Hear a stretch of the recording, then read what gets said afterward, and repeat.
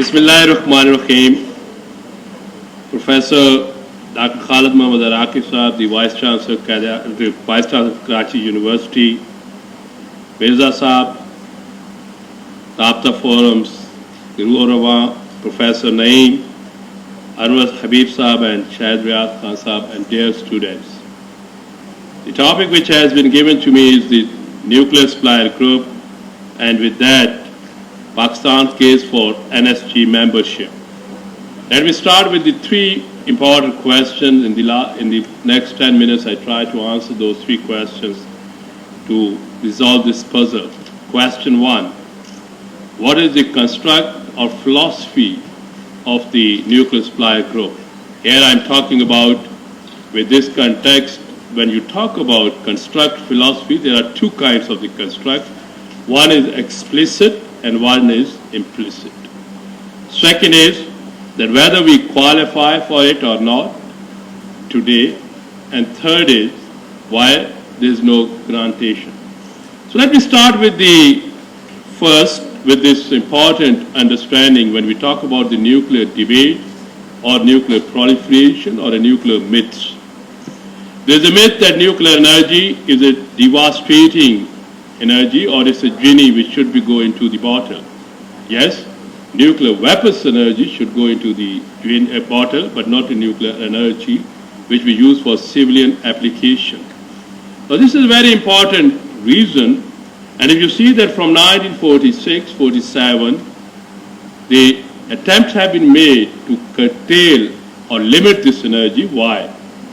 The reason is that this energy is a dual-use energy, as you all know, and it provides a capability to the user, whether you can use for civilian or a military purpose. But if you have a mastery in this energy, you can use it for military purpose. And a tiny state like North Korea can pose a challenge or a deter or create a balance of terror with the bigger power like United States. It is the same like Pakistan can use it for a deterrence against India. And I recall, and that gives me always a pleasure to be in this hall, way back in 2001, December, when first time I was invited to speak at this forum or here at this podium. At that time was more or less a similar situation at the border. There were 2001, 2002 deployments, and the entire world was talking that we are irresponsible state. Today again you have a deployments in the post-Pulwama high alert, and if you see today's situation, the situation is going to boil up because the Indian BJP President and Interior Minister, Mr. Shah, has just presented or tabled a resolution to quash the Article 370 and 335A from the Union Constitution to end the Indian-occupied Kashmir's famous, you can say, autonomous status. There are already 35,000 deployments in the, you can say, added in the Indian occupied Kashmir, and more are on the border. So again we are there. So this is the nuclear energy game, that it gives you a deterrent capability to a smaller or a weaker or the state which is not interested to enter into the arms race, and that's why the great powers, the superpowers or the regional hegemons are worried from the transmission or you can say emancipation of this technology or going this technology into the other hand. So that is the background when they made this nuclear supply group in 1975. I'm not going into the history, but three things are important. When they created this group, it was in response on the behest of the United States in the violation of India, which it did at the Cyrus reactor, which was built by Canada. It was under the IAEA safeguards, and its fuel was supplied by the United States. So India committed a three-level violation with the vendor, with the agency, and with the supplier of the nuclear fuel, and that was created. But it's very important to note that it was created to punish the India, or India's, you can say, to check the India's behavior. From the very first day, Pakistan has been the target of this nuclear supplier group. You have heard in the Kazmi, you have heard in the previous presentations, that our Kanoop or Karachi nuclear power plant became a target, and later on our reprocessing deal with France, which was matured, it was scuttled in 1976. So we are you can say, target of this group from the very beginning. And the reason was well known that maybe we are able to become a nuclear weapon state. And we became a nuclear weapon state in 1983. Pakistan did a first nuclear, you can say, cold test. And from that date to date, we are using nuclear technology as a deterrent technology. And today, everyone knows, especially after the 27th February dogfight between India and Pakistan, that Pakistan is a mature or emerged in the last 2 decades as a mature nuclear weapon state. I'm not saying this. If you read the international literature, you would find this thing there. Now, having said this, that from 1975 till 1990, the criteria was anyone who has a capability to make a single small nut or a bolt or a technology, it can be a part of the nuclear supplier group. They are inviting the states to become a part of the nuclear supplier group because it's a cartel, it's a mafia, which I can use in a more pejorative term, like MTCR is a mafia, like the Zanga, this Australia group is that, or in the case of this, what you call it, Weisel Committee. But we can say in a decent language, in academic fashion, these technological cartels. And these technological cartels are a denial cartels. Are a denial cartel by the gang of a P5 or a, you can say, technological advanced stage, or here you can put as a student of IR or political science, whether you can read the neo-Marxist theory or a dependency theory or whatever you use the theory, you can get the answer why these cartels were created, or especially nuclear supply group was created. Now in that context, from 1990, when first time they alleged that the Iraq was moving out of this framework, and then later on they realized, or especially 1990 was a, you can say 95, till 95 Clinton administration, they talked about CTBT, they talked about fissile material cartel treaty, they talked about PAROS, they talked about many things. So that was, I can say, 1990s was good for non-proliferation or these kind of the issues. But we cannot ignore since 1953, December, the Atoms for Peace speech of the Eisenhower, the nuclear energy, you cannot control it. Nuclear energy is imperative for the humanity. And nuclear energy is good for the business.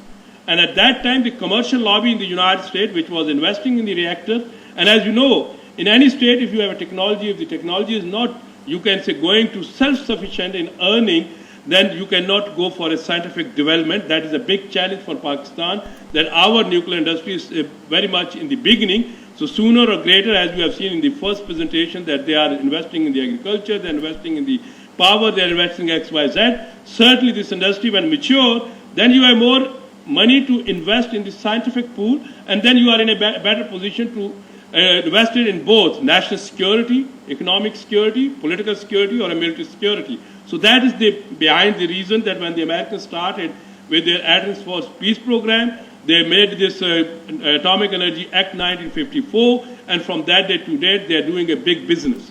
Same thing was happening in the beginning of the 21st century. This big business pushed ahead, and as a result, there was Indo-US nuclear deal, because the Western you can say, company in the United States, at the same time, its shares were sold to Toshiba in the Japan, and both have started working. Though the Japanese say, oh, we do not go for a nuclear weapon, but they are doing a big business in the nuclear industry, and at the same time, they are having a nuclear security umbrella. So in this thing, saying the nuclear security umbrella or a nuclear deterrent capability by yourself or by somebody else is not a bad, because defense is permitted under the United Nations Article 51. Having said this, now coming back, that when we look about the nuclear supplier group, as you know that what is the objective of the nuclear supplier group? If you read the text, you will find objective is to facilitate in transferring of nuclear technology or material to the recipient state under the IAEA safeguard for the civilian use or peaceful use of nuclear energy,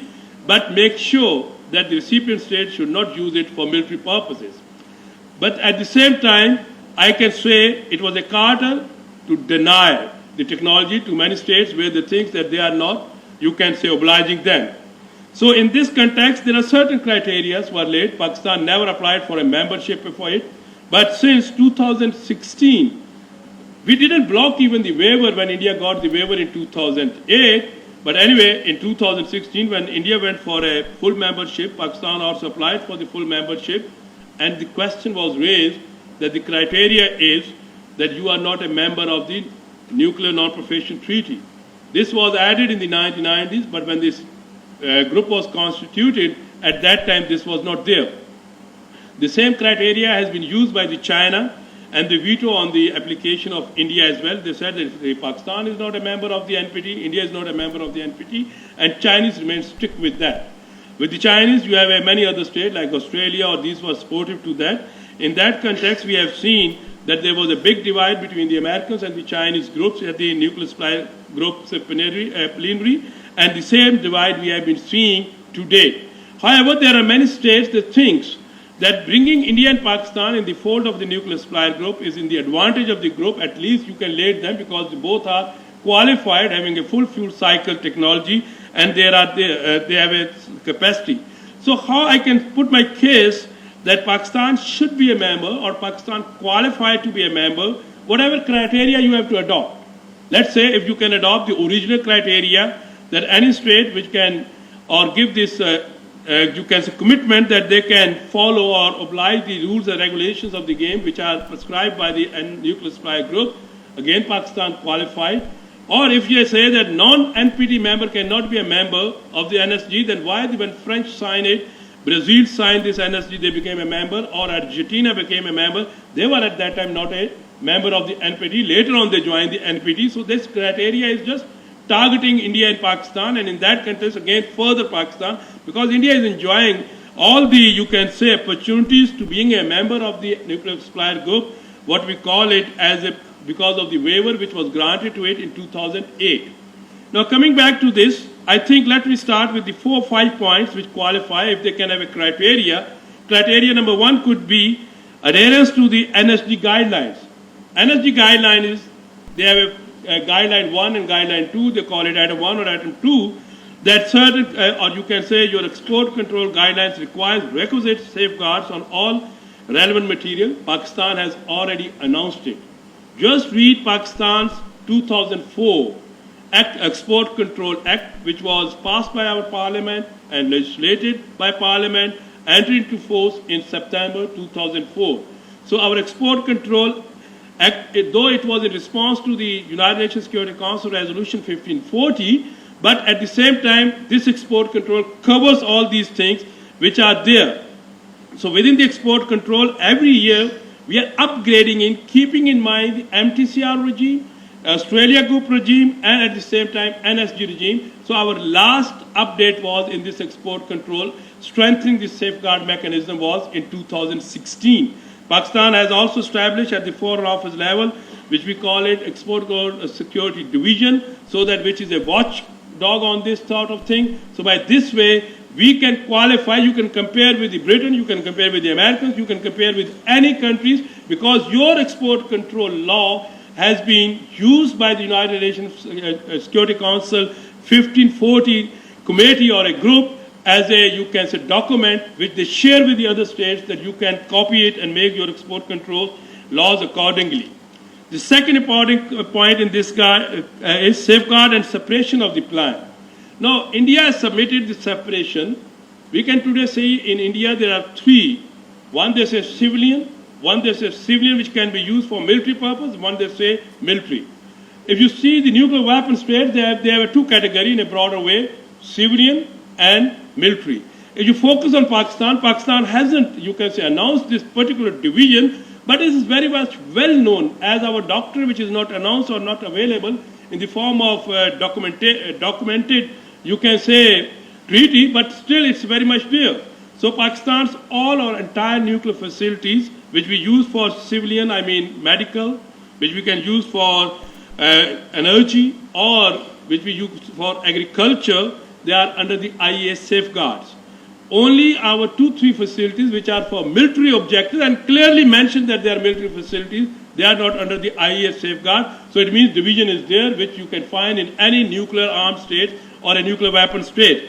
So with this, if you see Pakistan since 1962 is actively participating in the International Atomic Energy Agency safeguards mechanism, and that's why earlier you heard it, that Pakistan was very actively participating in the nuclear security summits. There were 4 nuclear security summits, 2010, 2012 in Seoul, 2010 I mean in Washington, 2014 in The Hague, and 2016 in, again, Washington. And it's very interesting, just for a probe, just read the literature. In 2016, it was the 4th final nuclear security summit, which was covering both safety and security arrangement. all the, you can say, institutes like Arms Control Today, like Balfour Center, Carnegie, I'm referring to the American Intelligentsia or International Atomic Energy Agency, when they published their reports prior to the fourth summit, what those reports were saying, Pakistan has a better safety security record as compared to the India or other developing states. This is documented, just Google, you'll find it. So again, I say that this is a good thing for us. And then in response to Nuclear Security Summit 2012 of Seoul, Pakistan established its Nuclear Center of Excellence for Training, which is with the cooperation of the IAEA. Today you see that in that center, these two scientists are sitting here, they can bail me out, that even from the foreign countries, people are coming to get the training there. Once I went to this, in 2016 to study this, what we call it, Fukushima Daiichi's crisis, I noticed there that they were not having a nuclear regulatory authority before that crisis. But they developed later on, and they were saying me that they are looking for Pakistan, how they have developed their nuclear regulatory authority. So that's the level. International community knows where we are standing, but then comes your regulatory structure. You have already here. So in this context, here three things are again very significant before I can conclude. One is, in Professor Naim's presentation, you heard the word Dr. A.Q. Khan. Yes, it's a big shoe which they tried to beat us. But you have to take into account with the A.Q. Khan network, there were 30 nations, personalities were involved. There was a famous German Degasso company was involved. There was a famous Turner family from the, Switzerland. For the sake of that, Switzerland parliament passed a bill and the entire record was burned. So every nation has there was similar kind of case against the founding father of the America's nuclear weapons program, Oppenheimer in 1947. These things, technology moves from one border to the other. Allegations comes, but putting entire allegation on one nation, it's not justifiable. It was only to justify why in 2004 or 2006 pressure was for the sake of to keep you do more in the war on terrorism. There was more military political objective, not the safety and security. But even today, everyone is giving you chit. I'm referring again 2016, these reports which were there.